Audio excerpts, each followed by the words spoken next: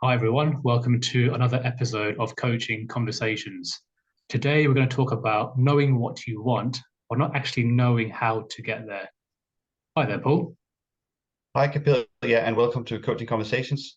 This is a problem that a lot of us sometimes are facing, that we have an idea, we have a goal, but we don't really know what it is we need to do to achieve it.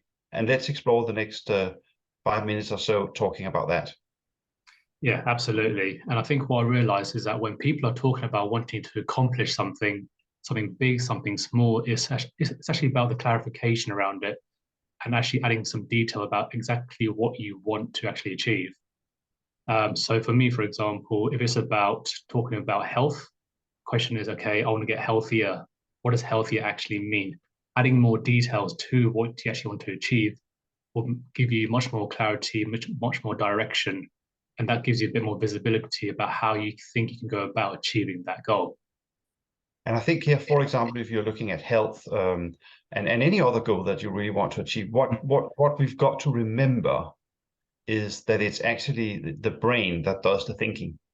So in terms of health, it's not your body that does it as such. It's what you're thinking, and I think that's a really good sentence to think about. That is, what you think about yourself today will have an influence on who you will become tomorrow.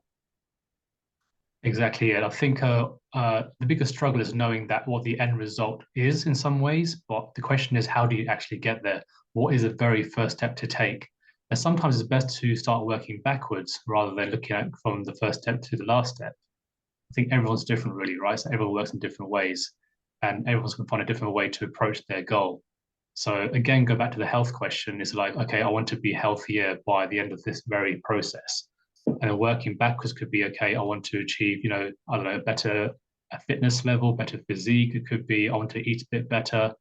And then once you start actually diving into the details, then you get more clarity exactly what you want. And because you got more clarity, you actually got more motivation because now you're actually giving yourself more detail exactly what you want to achieve. Mm. And I think one thing that's really important here is actually not underestimating how creative you can be. And let me Mm. give you an example. There was a friend of mine who was exercising in the gym, and he had a sort of an idea about what he wanted to look like. And what he did was he found a picture of somebody who looked like the way he wanted to look. And what he Mm. did was he put that picture on his fridge because that's where you need it. And I thought it was just a creative way that every time he went to the fridge, before he opened the fridge, he had that image in front of him. So to guide him in what to eat and what maybe not to eat. And I think that's a really creative way of moving towards achieving your goal. Yeah, it's almost like a trigger, isn't it? Because you're giving yourself the message that you know what to do or what not to do to move yourself forward or to allow yourself to move forward just by a little bit towards that end goal in the end. So that's quite good because you've got more of a vision of what you want rather than just, thinking very vaguely about what you think you actually do need to achieve. So really good example there.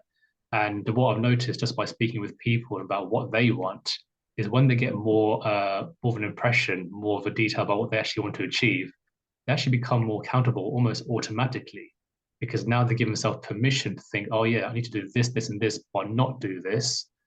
And then they start to get a bit more motion out about how they want to go about achieving that goal as well. I think, you know what? I think that's important. The word you mentioned there, accountability, that you are accountable to yourself through that process, and that is really part of your motivation. And the other thing is that another word you mentioned, which of course is key, is vision. So I think hang on to your vision, use your creativity, and remember, well, who's accountable? Well, we are, or Mm, you are yeah. accountable for achieving your own goal. Paul, it does sound like a lot of people do know what they want. I think what they do lack is direction, is where to start from. I think this is where coaching can be so powerful because it allows you to kind of unbox your thinking in some ways, rather than feeling too overwhelmed by what you think you want. And sometimes it takes that very first step, as I mentioned earlier on. And then once you actually conquer that first step, or at least get some clarity about what that first step looks like, then the thinking becomes almost automatic because now you're actually paving the way towards, from where you are today to where you want to be tomorrow. So I think that's quite a powerful tool. I couldn't agree more. And just finally, if you think that Kapil and I can help you, why don't you join our online course called the 7 step to success. So we can support you in achieving your goal. Just click on the link below and go directly to our web page and book you in on the course. Thank you so much for watching this video. Thanks, Paul. Great speaking with you. Bye for now. Bye.